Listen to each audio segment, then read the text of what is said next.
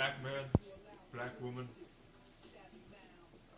making this video today in hopes that you all will wake up. Just want to give you a clear example of why we should wake up. One of those examples are Black Wall Street. Black Wall Street was located in Greenwood, Oklahoma, a suburb of Tulsa, Oklahoma. Black Wall Street was a very successful and wealthy African American community in the 20th century.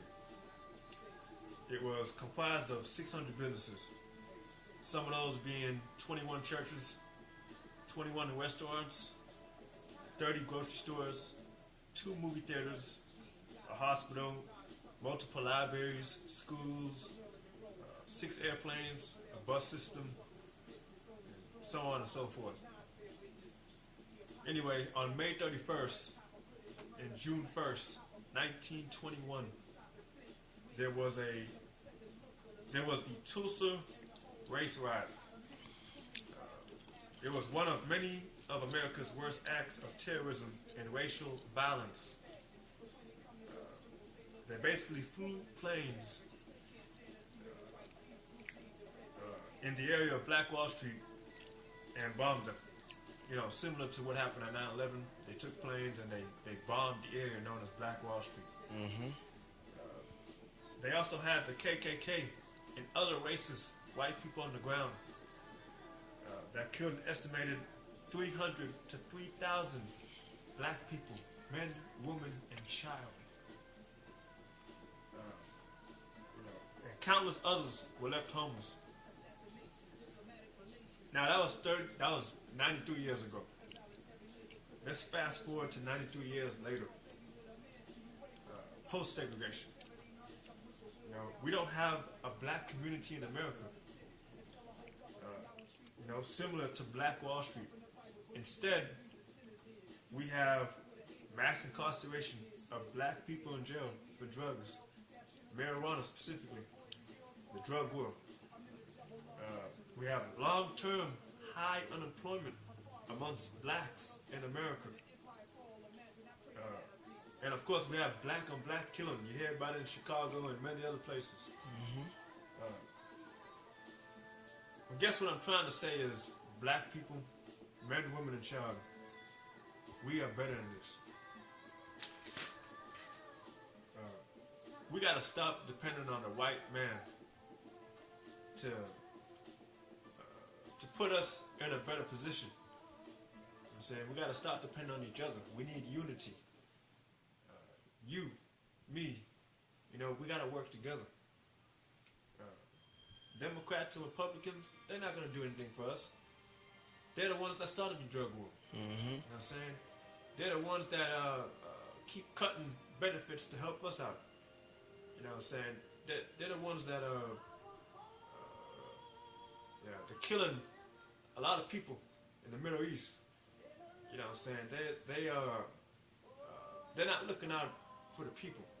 They're corporate puppets, as I like to call them. Mm-hmm.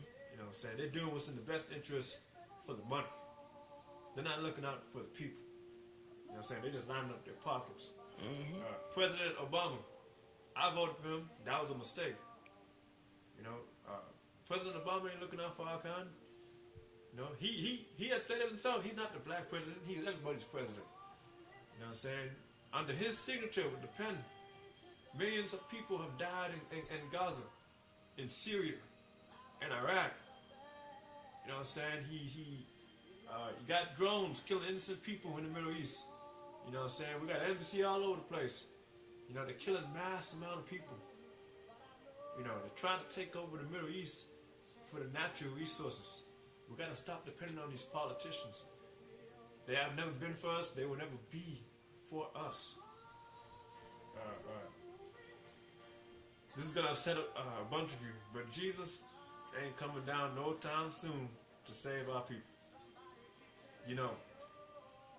The tools of conquest in slavery was the Bible and the sword. They used the Bible to convert our people to Christianity. Okay? Everywhere I go, I see white Jesus here, white Jesus there. Jesus ain't coming to save our people.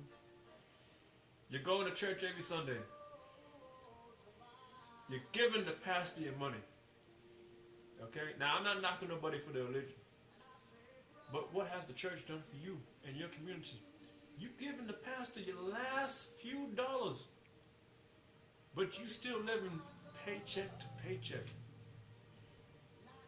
If you lose your job today, how the fuck you gonna survive 2 months down the road? The pastor gonna bail you out? No, he ain't gonna bail you out. But he got a nice house, nice car, kids paid, college paid off in full.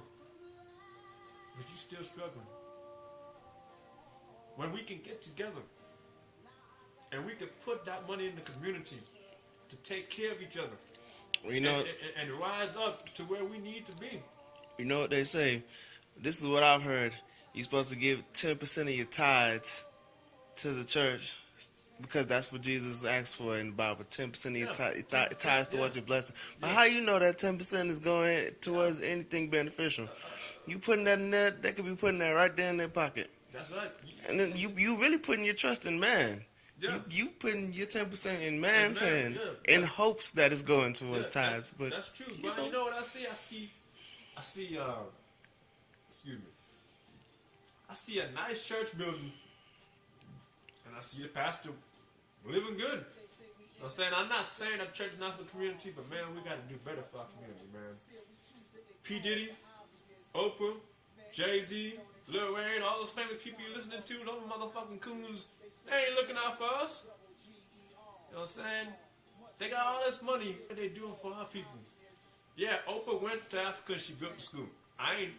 She did that. But I mean, come on now. Besides that, what they doing for our people? There's power in numbers. You know what I'm saying? You got the Asians, Chinese living in Hong Kong protesting right now. They're protesting right now because they don't have a true democracy. Hell, we don't have a true democracy either. The Electoral College decides who the president is going to be. Not you, not me. You know, you will. I will. We will. Together, we can prosper. Divided, we will continue to live paycheck to paycheck. Work until